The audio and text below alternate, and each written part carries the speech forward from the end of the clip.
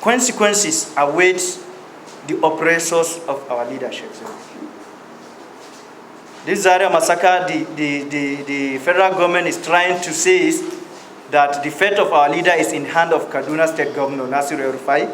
Nasiru is nothing but a toothless dog who is serving the interests of his masters. Buhari has his own masters that are giving him order to do whatever he's doing in this country. Zaria massacre and the continuous detention of Sheikh Zazzaki is being planned and being ordered by the so-called superpowers who are running helter-skelter after people's resources. You see, we can see how they are looting resources in Afghanistan. We see how they are looting in Iraq. We see how they are looting here in Nigeria. And they are using their people here, the so-called leaders in this country, to do that. So this thing is purely an international project, which was planned and given order by America and its allies, and Buhari was just serving the interests of his masters.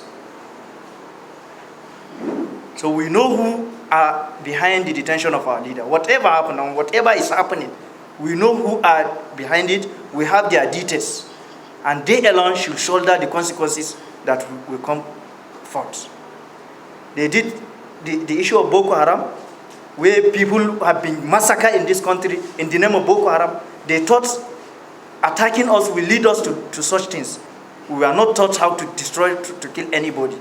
But whoever is behind the detention of our leader, and whatsoever comes of, such a person, we know them, we have their details, and they should get ready to bear the consequences. America, we believe it has so many things, so many contributions in this Zaria massacre and the detention of our leader.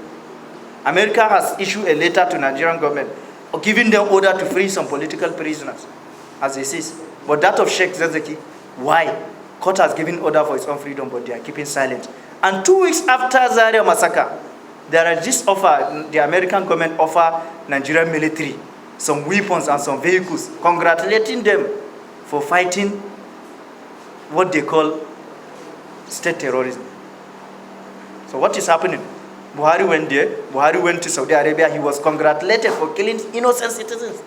He was even asked in Qatar television why the killing in Zaria. He says they are afraid of Iranian revolutionary ideology in Africa. So anybody who comes out to say no to injustice, no to oppression, they believe he has that ideology of revolution. And that is why you can see how they were disturbing the whole nation when Sowore says revolution. So these people, they are embezzling the resources of the masses, and they don't want anything that will hinder them from doing what they are doing. That's why whoever comes against them, their aim is to kill him. The reason for all this killing they are killing is to push people to the world to start killing innocent citizens, so that they will use that as an excuse to embezzle the resources of the masses. That is the reason of killing Muhammad Yusuf. That is the reason of fabricating the so-called Boko Haram, because they are fully ready to embezzle the resources of the masses using insecurity. And that is what they are trying to do now. It won't give them what they want, because we know who are behind whatever is happening. And we know them, we have their details, we have their record. They should bear whatever consequences will come. The masses, Sheikh Zazzaki taught us how to save the life of the masses. And that is why he has been speaking against this tyranny and oppression meted on these masses by the so-called government officials. And that is why they targeted him. He becomes their target.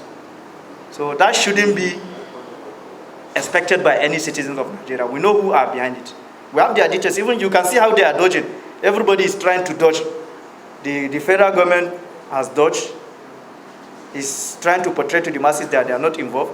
The Kaduna State now has said the fate is in the hand of court, so that whatever happened, they will blame the courts.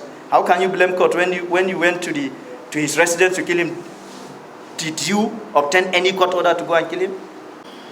So I don't know if there is any solution people will give us. We have went to the court. They refused to obey the court order. We have done all our possible best. They refused. I think protest is the last option for any citizens to come out and express his feelings, his grievances on the government. But in our own case, they kill us when we come up. And they feel they are just killing us and they will go free for the killing.